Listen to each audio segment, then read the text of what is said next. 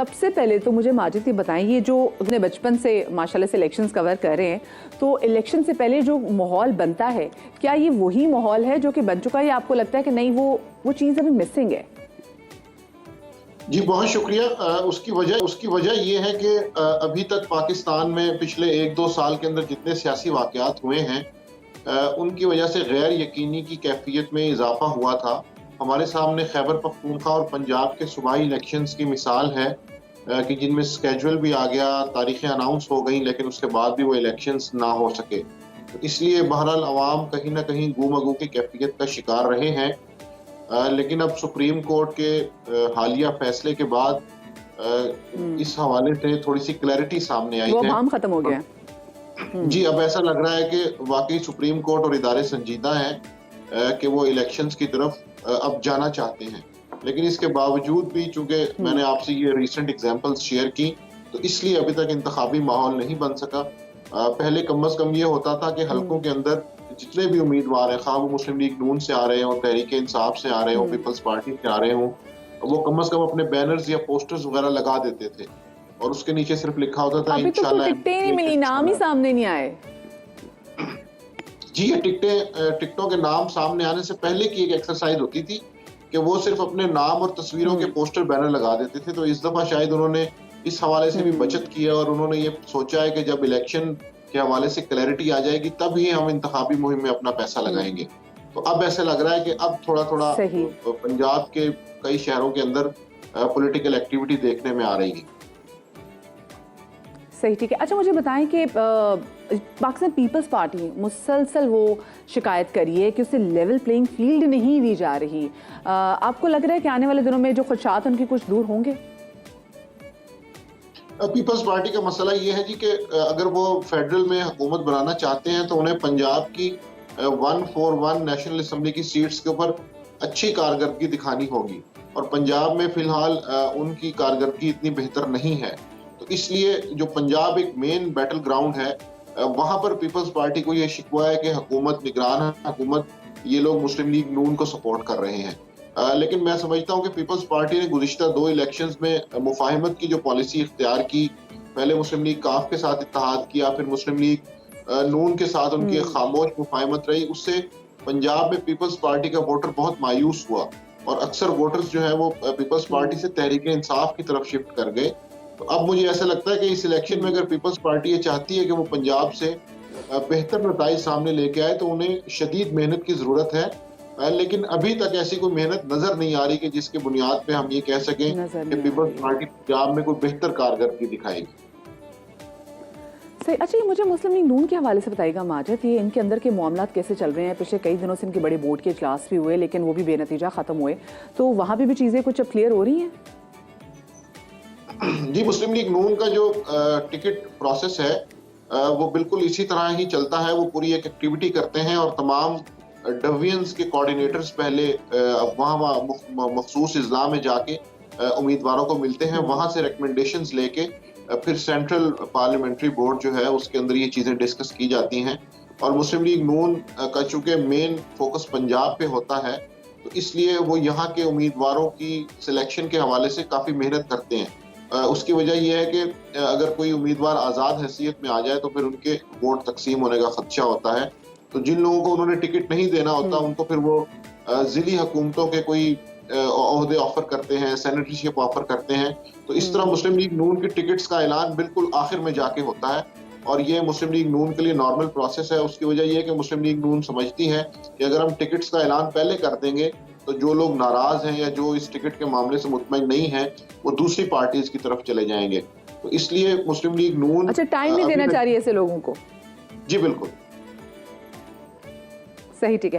اچھا مجھے بتائیں کہ ویسے ماجد فضائیں کیا کہہ رہی ہیں، ہوائیں کیا کہہ رہی ہیں، لوگوں کا ایٹیٹیوڈ کیا بتا رہا ہے؟ آپ کو کیا لگتا ہے کہ کیا میاں محمد نواز شریف چوتھی بار وزیر اعظم بننے جا رہے ہیں؟ بلاول بھٹو زرداری کی چانسز جو ہیں وہ آپ کو بنتے ہوئے دکھائی دے رہے ہیں، یا پھر اس لگ رہا ہے کہ اس بار تخت اسلام آباد پہ کوئی اور ہی راج کرے گا؟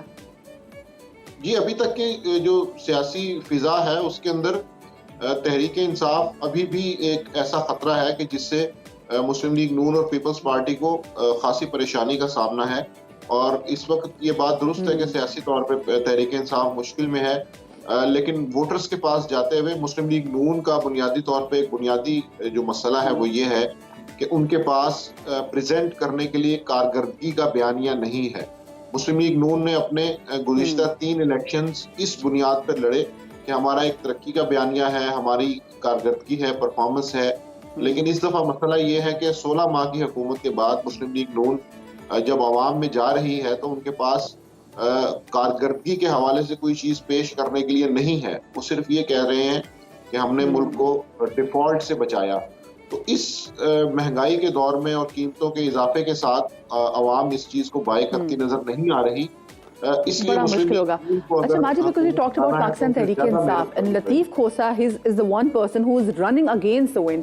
انہوں نے پاکستان تحریک انصاف جو ہے وہ جوائن کر لی ہے. وہ ایسا کیا دیکھ رہے ہیں جو بانی کر رہے ہیں, کیونکہ باقی تو ان کے جو لوگ ہیں وہ پارٹی چھوڑ کے جا رہے ہیں؟